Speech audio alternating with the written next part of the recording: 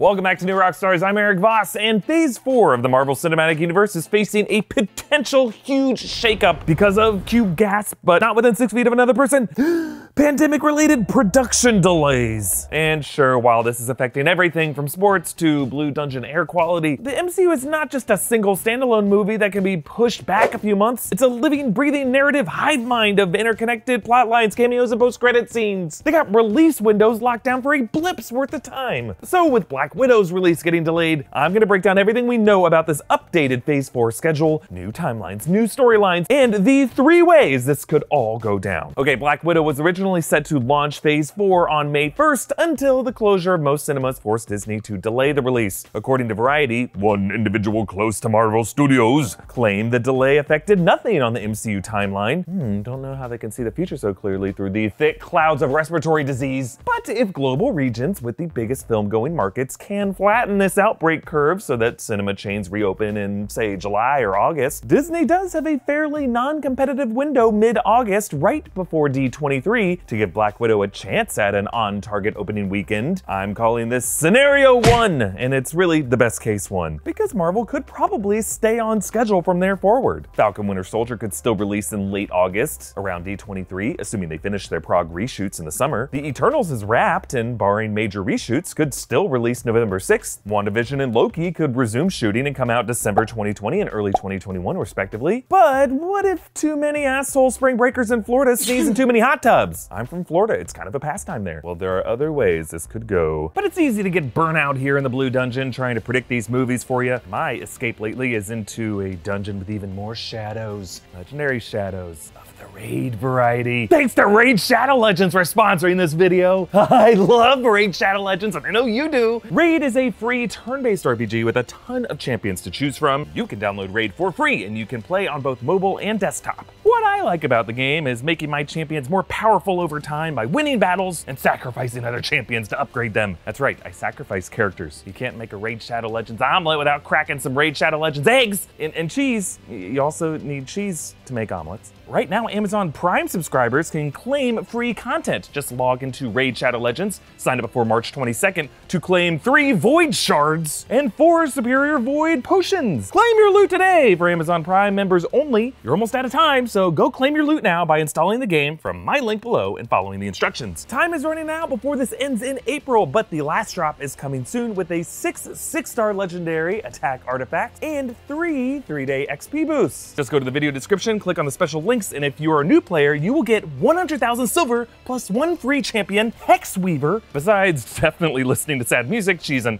awesome champion that will help you win. All of this treasure will be waiting for you here in your inbox. Hurry, the rewards are available only for the next 30 days. Good luck, and I'll see you there. Many fans are pushing Disney to release Black Widow VOD on Disney+, the way they released Frozen 2 and The Rise of Skywalker earlier than they were expecting to on streaming, and recent mid-size releases like The Invisible Man and Birds of Prey are now streaming. I highly doubt Disney will do that for Black Widow. I know, I've seen the arguments. This is where the future's going. Why don't they just release it now? People who are making these arguments don't really understand the economics of Hollywood. Disney needs to make back hundreds of millions of dollars on Black Widow to recover the production and marketing costs that they've already paid for it. They have said they're aiming for $700 million to $1 billion.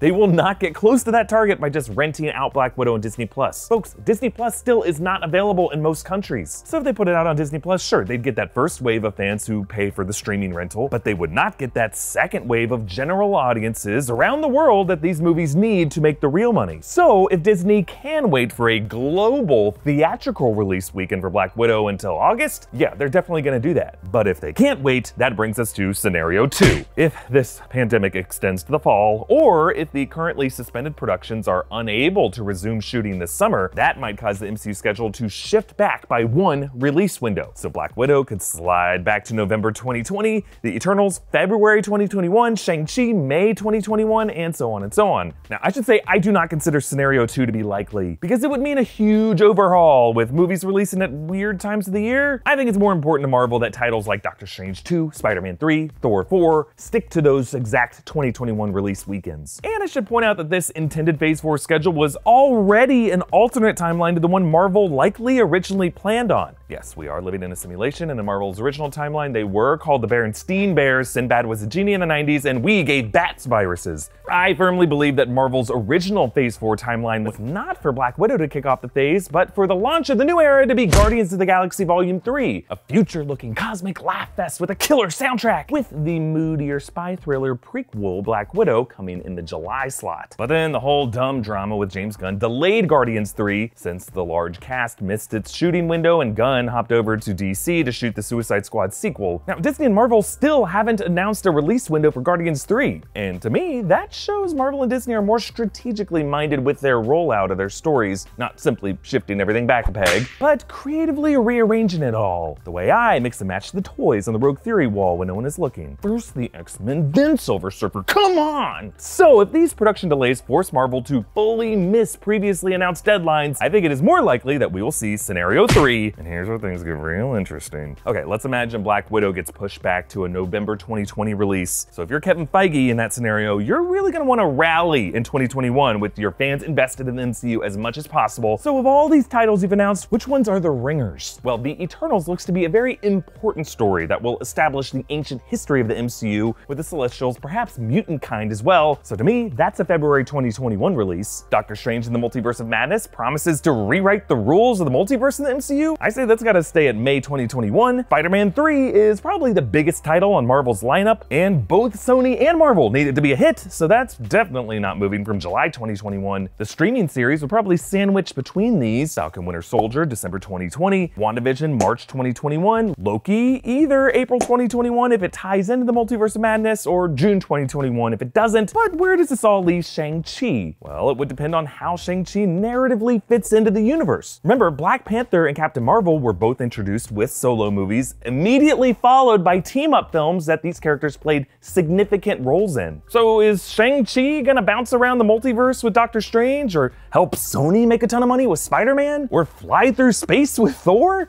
Probably not, right? So if Shang-Chi doesn't have to come out before those three movies, you might see it slide back to February 2022, followed by Black Panther 2 in May 2022, and maybe Ant-Man 3 in July 2022. Those would be Earth-based stories that Shang-Chi could plausibly tie into. And folks, this probably wouldn't be that complicated for them. They probably wouldn't have to do any more reshooting than a few post-credit scenes. And those scenes are often shot separately from principal production anyway. They shot the Avengers shawarma scene days before that movie's premiere, and Brie Larson said that when she shot the Captain Marvel post-credit scene, she didn't even know what movie it was for. And that blank stare never left her face. So in this scenario 3, the Eternals could end with a post-credit scene that sets up mutant kind in the MCU, with WandaVision picking up that baton in a House of M type story over those 6 episodes, which would then hand off the baton to the Multiverse of Madness. And then Thor Love and Thunder could end with a post-credit scene showing the battlefield of New Asgard being scavenged by the same scavengers that scavenged the Battle of Earth in Endgame, a crew that has the logo of the Ten Rings. For better or worse, Marvel could have the opportunity to completely rearrange its timeline, and if they're forced into that position, it could be a good opportunity for them. But as we wait for more details to come out about Marvel's new Phase 4 schedule, New Rockstars is working through this period with a rewatch of the Infinity Saga, and we're gonna start with Iron Man. All the cool visual details that Jon Favreau snuck in there and the subtle ways to set up the whole series. Watch along with me every Friday on Discord by becoming a patron of New Rockstars at patreon.com/newrockstars. Comment down below with which of these Phase 4 scenarios you'd prefer. Follow me at Erik Voss, follow New Rockstars, and subscribe to New Rockstars here on YouTube for breakdowns of everything Marvel. Thanks for watching. Bye.